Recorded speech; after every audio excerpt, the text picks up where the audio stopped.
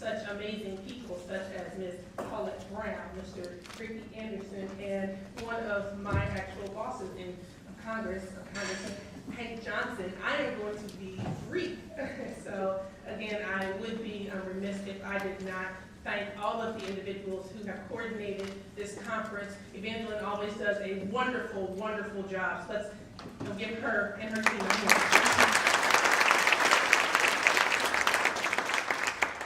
Again, I am going to be very brief on this morning. I wanted to also acknowledge Dean Shirley Jefferson, who was in the room. I want her to stand up, because if it was not for this wonderful, amazing woman, I would not be standing here. She's the Associate Dean of Diversity at Vermont Law School, where I did receive my law degree. And I met her at Howard University at a pre-law session very similar to this. And she said, you need to really consider Vermont Law School. I'm from Northern Virginia, so it just seemed so far away. It seemed like another world. But as soon as I visited, I knew that's where I was supposed to be, because it's very peaceful, it's very quiet there. And it was exactly what I needed for what really God had for me in the field of law. So I'm going to just hit a few points very, very quickly. As you heard from my bio, I am a HBCU grad of Hampton. There are some Hamptonians in the room. That's my first love, of course. But then I did receive my master's of divinity from Howard. So are there any Howard? Yes, there he is, of course, Ms. Paula Brown again. And HBCUs, for those of us who have had the opportunity to attend them, for me it was the second family that I was looking for. I grew up in a predominantly Caucasian area, and so for me, I wanted to go to an HBCU because I wanted something different. And I loved my time in Hampton. I was the gospel choir director all 4 years that I was there, and I do a lot of ministry work for those of you who don't know me, so that was extremely important for me. And it showed me there at Hampton what it really meant for us to be in this together. You know, there's a togetherness, I think, that is fostered at HBCUs that you don't get at other institutions. And so that carries over directly into my role as the policy director of the CBC. There are 46 members of the CBC, and we work every day to really make this nation a better place. And my main goal in life, and my main purpose has always been to make a difference where I am. And I want to again, just say that I think that the ministry history in me helps to really set that forward, because I'm always looking at how I can make a difference. And also, my law school experience prepared me for the work that I am doing now. There are so many things happening in Congress right now. For many of you who may have seen yesterday, our speaker, of course, is he has resigned, and that will be effective at the end of October. So there are so many things that are happening on Capitol Hill, and we need young people and middle-aged people and older people. We need everybody. We need everyone who's in this room to be at the front lines. We need people who look like all of us to be at the front lines. And that's what we're doing in Congress. And so I would urge you, as we take a few steps back, for me, I couldn't be where I was if I was not prepared in the law school application process.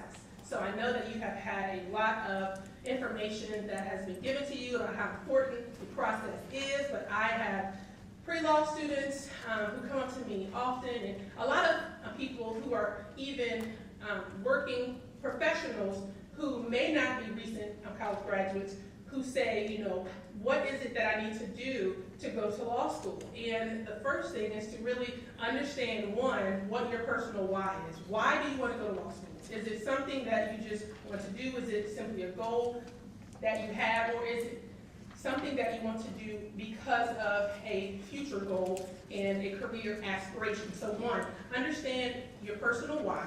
Two, be fully prepared in the law school application process. I was speaking to an intern on Thursday, and she was saying, yes, you know, I really want to go to law school. And I said, so what have you done? She said, well, I bought a book about the LSAT. I said, so, I mean, are you really serious about this? You don't really know what the LSAT is, and she said that she's been thinking about it for about a year. So you really have to be serious. It really is a serious matter. I might say, right? So it is a serious matter.